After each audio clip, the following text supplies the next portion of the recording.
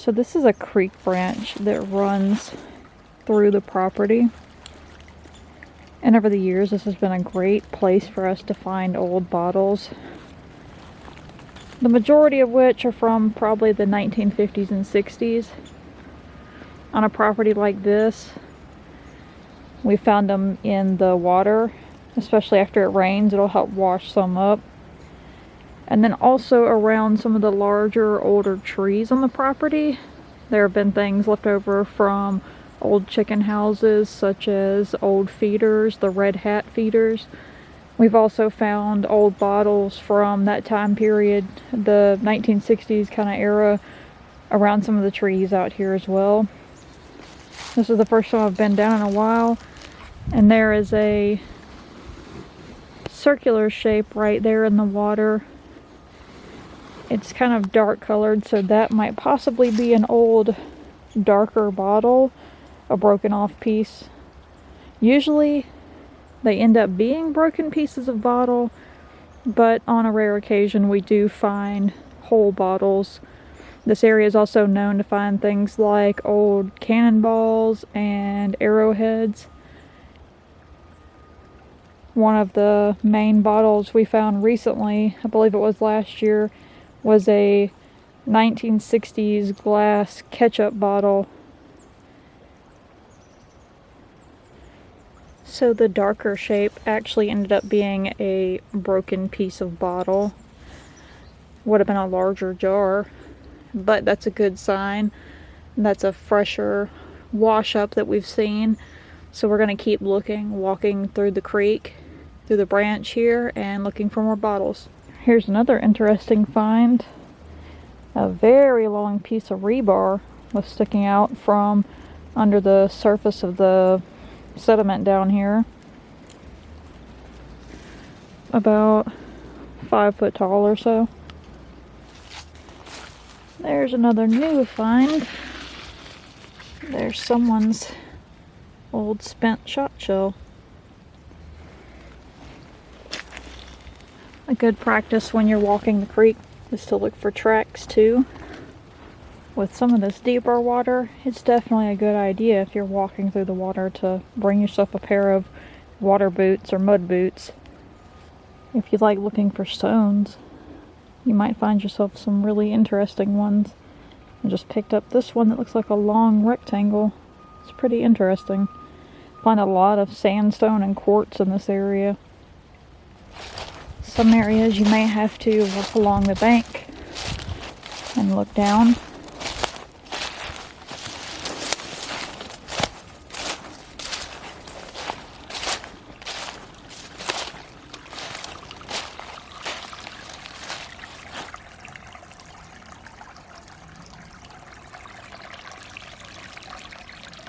But be careful, there's quite a few dens around the edge of the water.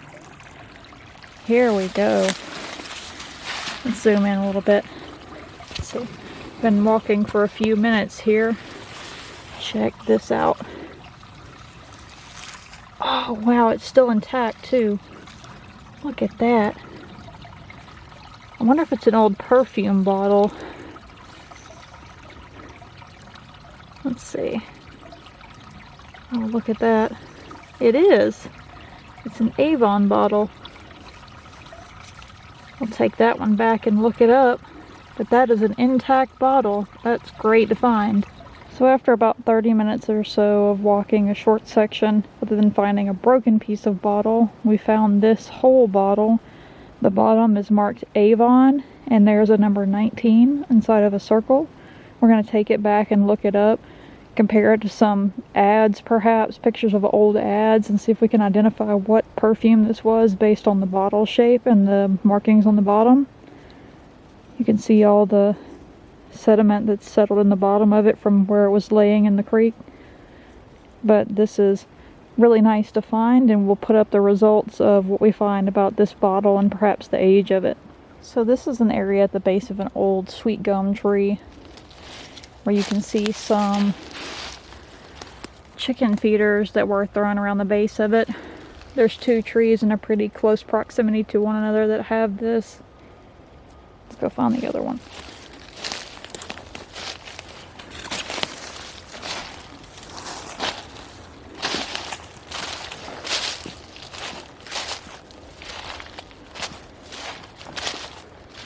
There they are.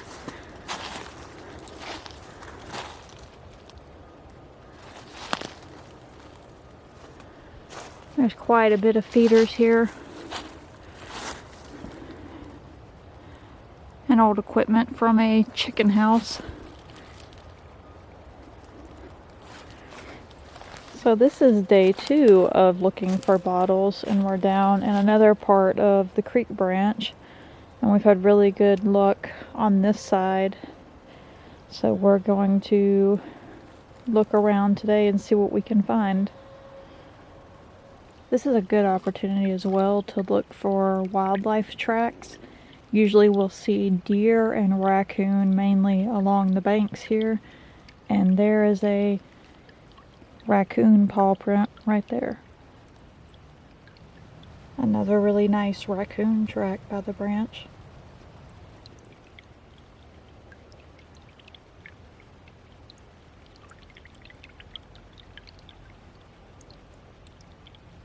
Here's a really pretty piece. It's broken though. Look at that. Kind of a amber color. Let's see if you can see it. That's a really pretty piece. It's a good sign. Maybe we'll find a whole intact bottle somewhere.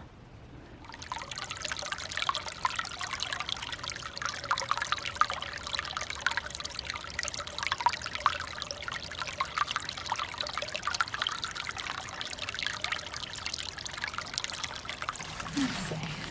Walked a little bit further up and found a broken piece. Check that out. Let's see what else we can find. There's another broken piece. Oh, that's pretty. That's an old Clorox bottle.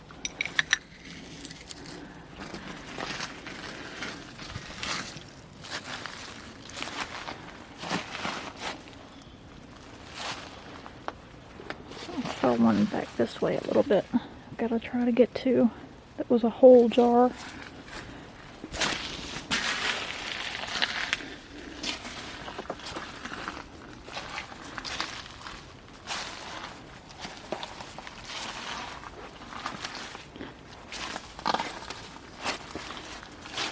Mainly a lot of broken pieces, but occasionally you do find one. There it is. That's in good shape. There's another broken piece as well. Another little shard, but that's the one I saw. Let's see.